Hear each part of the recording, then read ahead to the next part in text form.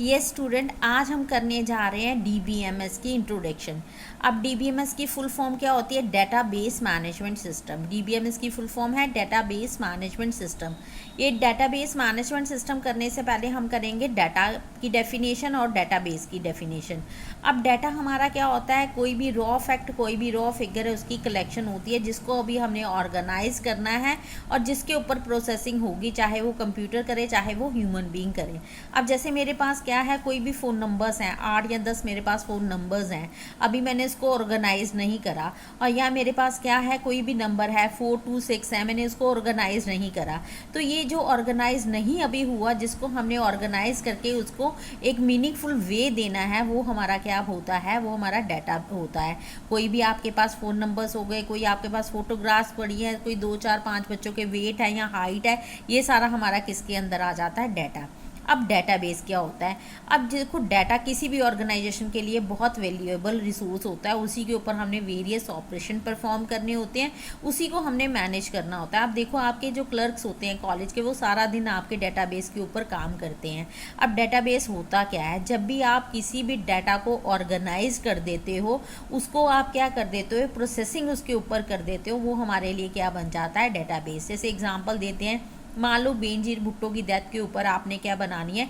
एक रिपोर्ट बनानी है। अब जब रिपोर्ट बनानी है, जब आपने न्यूज़पेपर से कटिंग कर ली, कटिंग करने के बाद आपने क्या अपने पास रख ली, वो आपका डाटा बन गया। लेकिन आपने डेट वाइज एक फाइल के अंदर स्टोर कर दी, तो वो आपका क्या बन जाएगा? डेटाबेस। सो कहने का मतलब है, जब भी हम डाटा को किसी ऑर्गेनाइज वे में क्या कर देते हैं, उसको स्टोर कर देते हैं और वो मीनिंगफुल वे में आ जाता है, तो उसे हम क्या कह देते हैं? वो हमारा क्या बन जाता है? डेटाबेस है। जैसे एक एग्जांपल दे देती हूँ, टेलीफोन डायरेक्टरी होती है, उसमें आपका क्या है? डेटाबेस की सबसे बड़ी एग्जांपल क्या है? टेलीफोन डायरेक्टरी, जिसमें क्या होते हैं? नेम सरनेम आपने क्या है? अल्फ़ाबेटिकल ऑर्डर में स्टोर किए होते हैं। अगर मान लो वो स्टोर ना हो, तो आप कभी भी किसी भी तरीके से टेलीफोन नंबर को ईजिली नहीं ढूंढ पाते। उसमें देखो, पहले ए अल्फ़ाबेट के सारे होते हैं, फिर बी से होता है, फिर सी से। आपको मान लो कि आर से ढूंढना है, तो आप डायरेक्टरी या डिक्शनरी में क्या है? सीधा आर ढूंढ लेते हो, तो आपके लिए वहाँ से प्रोसेसिंग करनी क्या बन जाती है? ईजी बन जाती है। सो डेटाबेस की अगर हम डेफिनेशन की बात करें, तो डाटा क्या है? डेटाबेस क्या है? A well organize collection of data that are related in a meaningful way. वो हमारा क्या है? किसी न किसी में क्या है? किसी न किसी में वो आपस में क्या है? मीनिंगफुल होता है। आप देखो, टेलीफोन डायरेक्टरी होती है, उसमें सारे टेलीफोन नंबर होंगे, उसमें ये नहीं कि आप LIC पॉलिसी के नंबर मिक्स कर दोगे, तो ऐसा नहीं है। आपस में वो मीनिंगफुल होने चाहिए, आपस में रिलेट होने चाहिए। जिसको क्या करोगे? स्टोर एक बार ही करोगे। जैसे टेलीफोन डायरेक्टरी अगर अपडेट भी होती है, तो वो साल के बाद अपडेट होती है। या आपका कोई कैलेंडर होता है, तो वो भी जो फाइनेंशियल ईयर होता है उसके बाद उसको अपडेट किया जाता है। सो कहने का मतलब, डाटाबेस क्या है आपका? ऐसा है कि ऑर्गेनाइज्ड कलेक्शन ऑफ डाटा है, जो आपस में मीनिंगफुल होगा, रिलेट होगा, जिसको डिफरेंट यूज़र बार बार असेस करेंगे, लेकिन स्टोर आपने एक बार करना है। कहने का मतलब है कि साल के बाद आप उसको अपडेट कर सकते हो। एग्जाम्पल इसको अंडरस्टैंड करेंगे हम एक अच्छी एग्जाम्पल से। देखो, टेलीफोन डायरेक्टरी है, जिसमें नेम सरनेम पीपल के अरेंज होते हैं अल्फ़ाबेटिकल ऑर्डर में, इसलिए किसी भी पर्टिकुलर नंबर को सर्च करना हमारे लिए क्या बन जाता है? ईजी बन जाता है। अगर ये अरेंज ना हो, तो आपको बहुत डिफ़िकल्टी आएगी किसी भी पर्टिकुलर नंबर को सेव करने के लिए। सो डाटाबेस की इसलिए हमें क्या पड़ती है? ज़रूरत पड़ती है। अब हम यहाँ से करेंगे कि हमारे फीचर क्या हैं डेटाबेस के। सबसे पहला हमारा फीचर क्या है?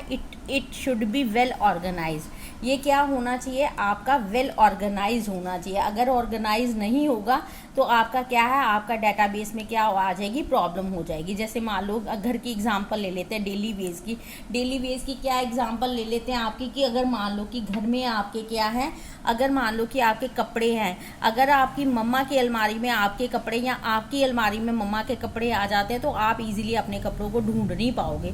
सो इसीलिए डाटाबेस को भी हमें क्या करना पड़ता है? ऑर्गेनाइज करना पड़ता है।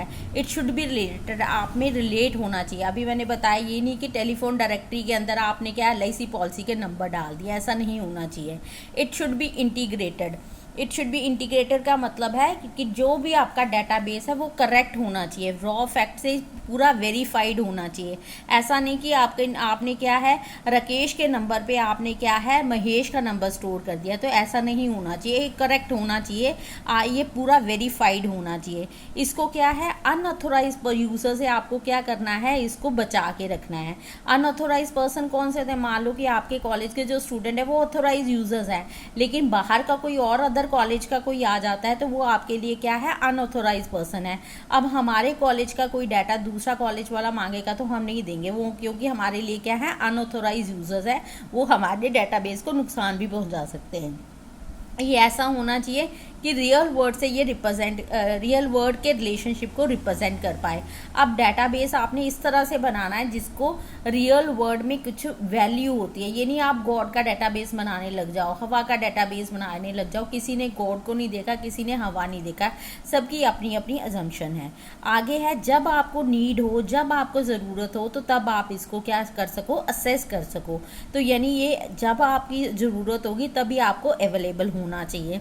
ये नहीं डेटाबेस हमें आज चाहिए, आप मेरे को परसों प्रोवाइड कर रहे हो, ऐसा नहीं होना चाहिए। और क्या है ये इंडिपेंडेंट होना चाहिए एक लेवल में, कि ताकि अगर आप एक लेवल में चेंज करो आपका डेटाबेस इंडिपेंडेंट होना चाहिए। ये नहीं आप एक लेवल में चेंज करते हो तो उसका इफेक्ट अदर लेवल में भी जाए। जैसे एग्जांपल है, मान लो कि आप एक स्टूडेंट के रिकॉर्ड में चेंज करते हो तो उसके चेंजेस जो है वो दूसरे स्टूडेंट के ऊपर रिफ्लेक्ट नहीं होनी चाहिए। सो कहने का मतलब है ये इंडिपेंडेंट होना चाहिए, एक लेवल में चेंजेस करते हो तो उसका दूसरे लेवल पे अफेक्ट नहीं होना चाहिए।